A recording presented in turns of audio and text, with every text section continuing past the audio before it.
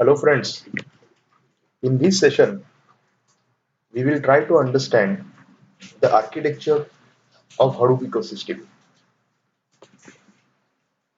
If we are taking into consideration the applications like YouTube or Facebook or Twitter, these are the applications which are having thousands of terabytes of data stored over the years.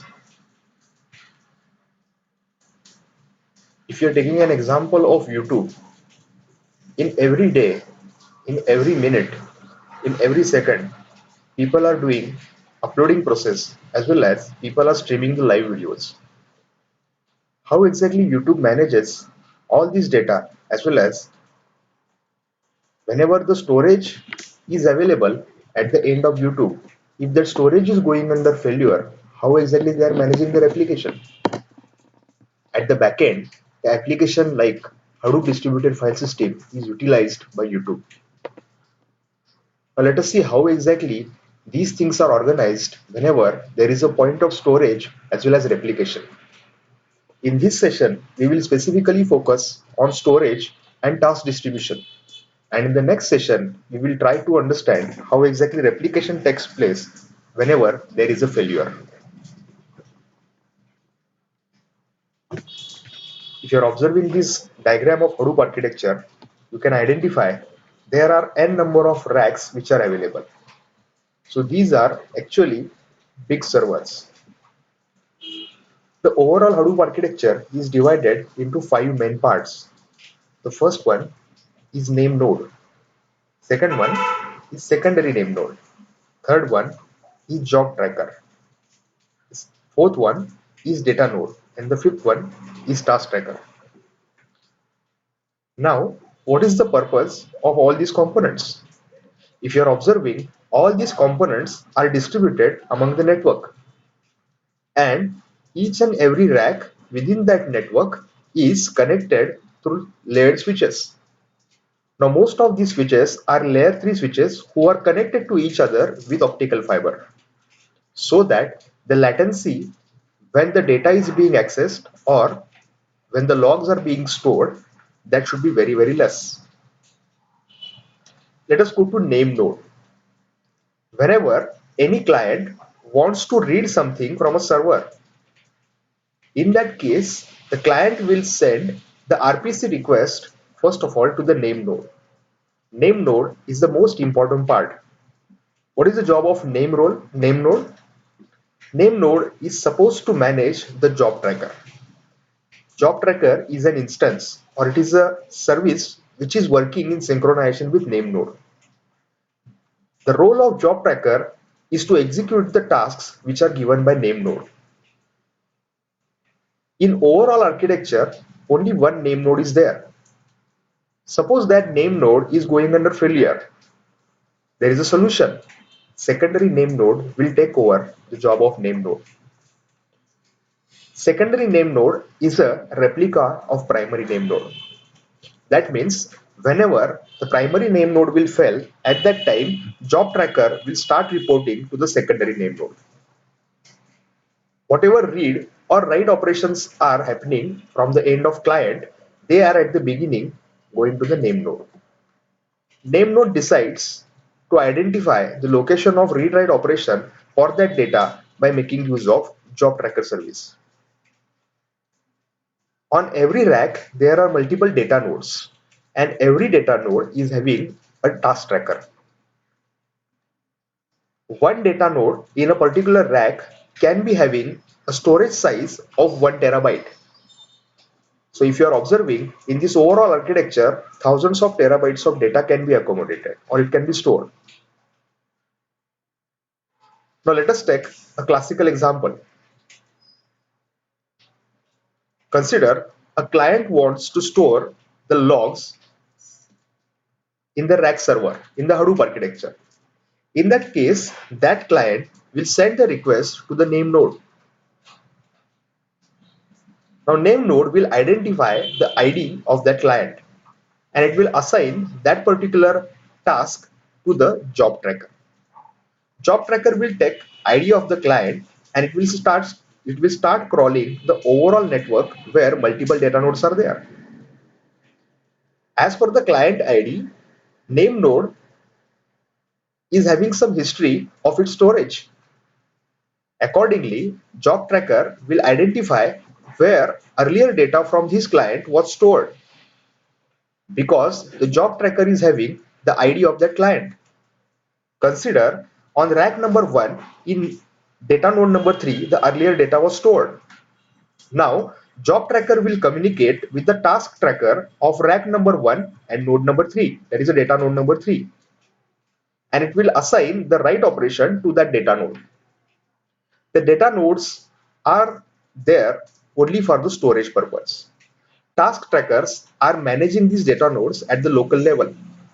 All the task trackers are communicating with a job tracker, and job tracker is under control of name node. If name node fails, the job tracker will start communicating with the secondary name node. So this is how the classical application of write process or storage in big data architecture, that is Hadoop architecture, takes place. Consider a particular client wants to read 1 terabyte of data.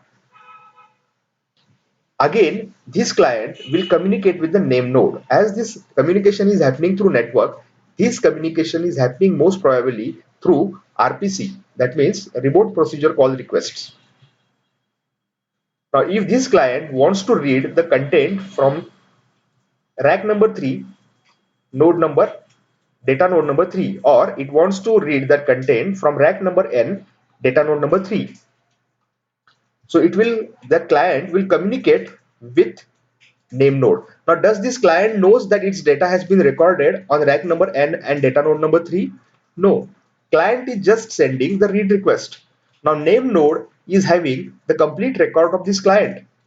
It is having the unique ID of this client, and it is knowing where exactly the overall data of this particular client has been stored. Now, this client will send a read request to the name node. Name node will assign that read request task to the job tracker.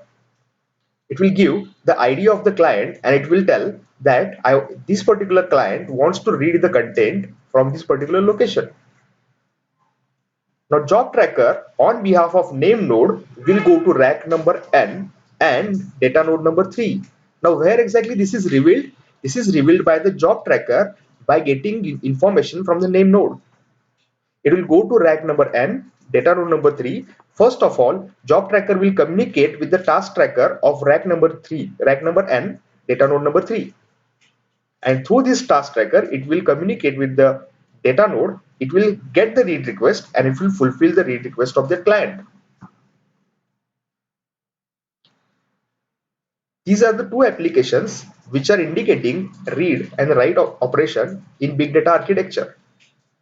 Now let us understand what is the job of each and every service available here. Name node stores only metadata. Name node is designed in Hadoop architecture for performing the monitoring operation. Name node is the only entity, or it is a unique entity in a complete architecture, and it is monitoring how exactly load balancing is being done, how exactly read write operations are being done, how exactly fail-safe situation is being identified. If there is a failure, how to recover from that failure, that decision is made at the end of name node.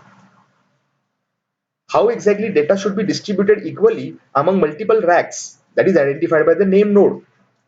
So name node is the most important entity in Hadoop's architecture. But does it mean that name node is executing all the jobs by itself? Name node is having one more entity. Its name is job tracker. Name node will always ask the job tracker to execute the tasks. Job tracker is again communicating with task trackers which are available at each and every data node. Now, whenever job tracker has to perform any read or write operation, it has to communicate at the beginning with the task tracker of that particular data node. If that task tracker is in synchronization with the job tracker, in that case, it can perform read or write operation. Consider there is a rack number n whose data node number 5 has been failed, and suddenly the data which is available from that particular data node is demanded, or that is going under read operation from name node. Now what will happen? Name node will give the request to the job tracker, go to rack number n and data node number 5 and perform the read operation. Now job tracker will communicate with the task tracker of rack number n, data node number 5. But what will be the response from the task tracker of data node number 5? That will send the negative acknowledgement to the job tracker. Because of that, job tracker will come to know that this particular data node is failed. I cannot read the content from this particular data node. Now what should be done in this case? In this case, every data node is having its own replica. That means rack number n, data node number 5 will be having one replica on any of other rack. So this particular operation is a replication operation. Now how exactly that replication works, that we will see in the next lecture. As a conclusion, we have understood the 5 main components of Hadoop architecture along with read and write operations. That's all for the current session. In the next session, we will identify how exactly replication happens in Hadoop's architecture. Thank you.